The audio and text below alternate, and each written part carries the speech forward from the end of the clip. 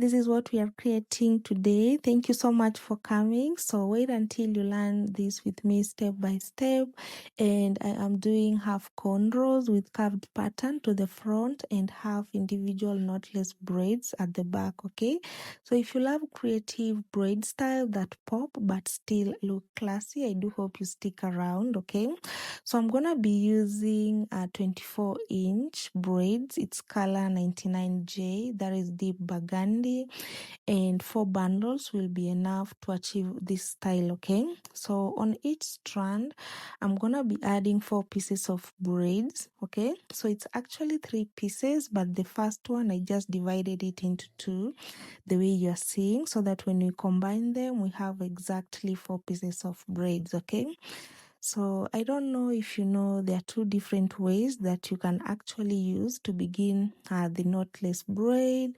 So the first one, I'm gonna divide the hair into 3 equal parts. So here we go, and I'm gonna hold the hair firmly, not tight, to minimize tension and to avoid scalp damage. Okay, so then I will only braid once. Okay, so I will braid once before adding the first braids, and then and when adding the braids, you should tighten the braids enough so that it won't show or it won't look loose on top of the braid. Okay, so I do hope you understand. So I'm gonna braid once after feeding in the first braid, and then I'm gonna add the second piece of braid. Okay, so take your time. So that is the second piece of braid, and again I'm braiding once before adding the next braid, but at this point I'm exchanging my fingers so that it's gonna help me to actually it will make it easier for me to hide the natural hair to be enclosed in the braid, or the natural hair will stay under the braid. Okay, so I've fed in the third piece, and this is the last piece of braid. Okay, so yeah, so it's as simple as that, and we're gonna see the second method, and then we can get to see the difference. Okay, and I am doing medium size braids, and since I'm using colored braids, I'm really trying my best to hide the natural hair so that the color of braids remains popping. Okay, and the good thing about this shade, that is deep burgundy, or you can call it wine red or slightly purplish, it adds a bold pop of color while still being sophisticated. Okay, so I do hope you can see that. And for the second method, I divide the hair into 3 equal parts the way you're seeing, but this time I'm gonna braid several times before adding the first braids. Okay, so do stick around so that you can see the difference. Okay, so I don't know how long you've been struggling to balance your braids, but adding 4 pieces of braids on each strand individually makes them symmetrical and even. Okay, so as I mentioned earlier, to tighten the braids enough while adding, it just makes the braid smooth and uniform from root to tip, and that way you will achieve polished braids. Okay, so for the knotless braids, I feel like it's a protective hairstyle because it avoids the tight knot at the base. Okay, so in general, it's gentle on the scalp. Okay, so now I am done with the second method, and the difference is the first method. It blends well, or it's more seamless at the roots than the second method. It's thinner to the roots. Okay, so I do hope you can see that. Comment below the video and let me know which one do you use. Okay, Yeah, thank you so much for sticking around. I do appreciate your time so that you can learn this with me step by step. And up to this point, I do hope you're finding this helpful. And the mix of half cornrow and knotless braid it will lower the time maintenance, okay? So that is like the cornrow to the front, reduce time to style the hair. So I do hope you understand. And if you may notice, I am using the block method, sometimes seen as brick layer, and I love it because it avoids visible gaps and it makes the style look fuller, okay? So I hope you agree. I do hope you agree with me. So comment below the video and share with me your feedback. And since I'm combining braids and cornrows, this block method helps. It will help with neat transition and visual balance, okay? So it's a better protective styling for different zones because you can place the bigger braids in areas that tolerate more weight and maybe treat the front differently, okay? So do stick around so that I'll take you through how I do the cornrows to the front and how to balance so that it matches with your client's face, okay?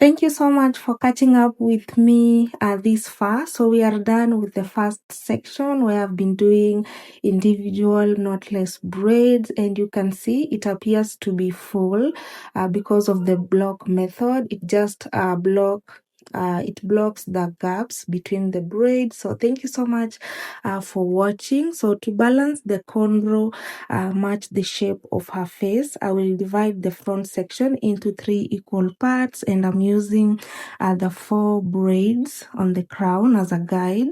Okay, so I do hope you can see that, or you can use the arc of your client's eyebrow. Okay, and I notice when working on curved pattern cornrows, it's a must to use thin braids and pick small sections of hair as you braid. Okay, and that way it boosts the curved sections to be more visible. Okay, so it took me 7 hours. It took me 7 hours to do this because the back section of the braids took the most time. Okay, and to the front, to balance the cornrow blend well with the braids.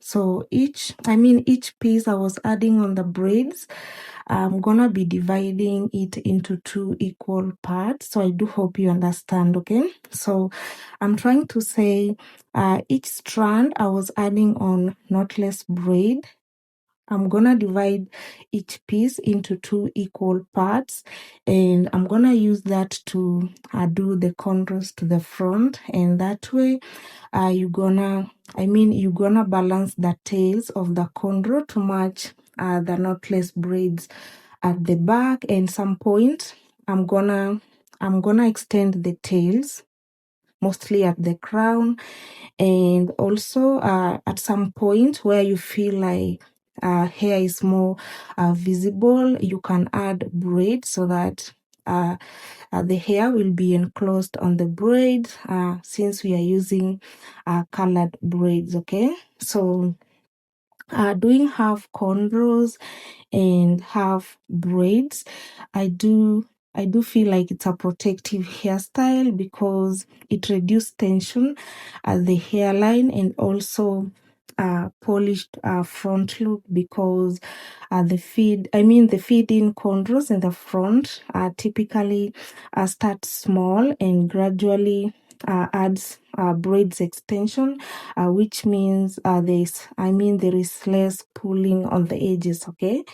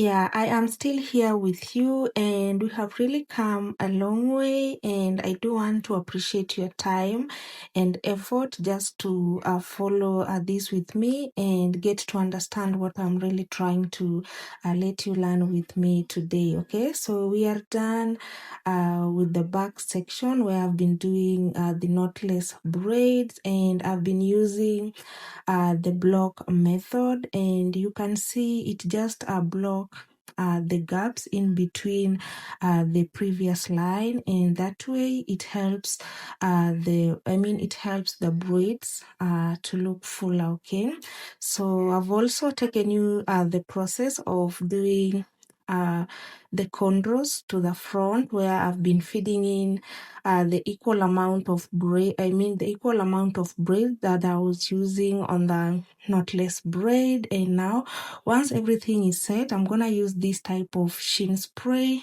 to just add a shine on the braids. Okay, so this is all that I had for you guys for today. Thank you so much for watching. And on my previous video, I did use a colored braid, which is ginger. So I'm gonna leave the link in the description box below so that you can check. And this is so beautiful. It's matching well with her face. So thank you so much for watching. I do hope you find this helpful and you're gonna give it a try. Okay.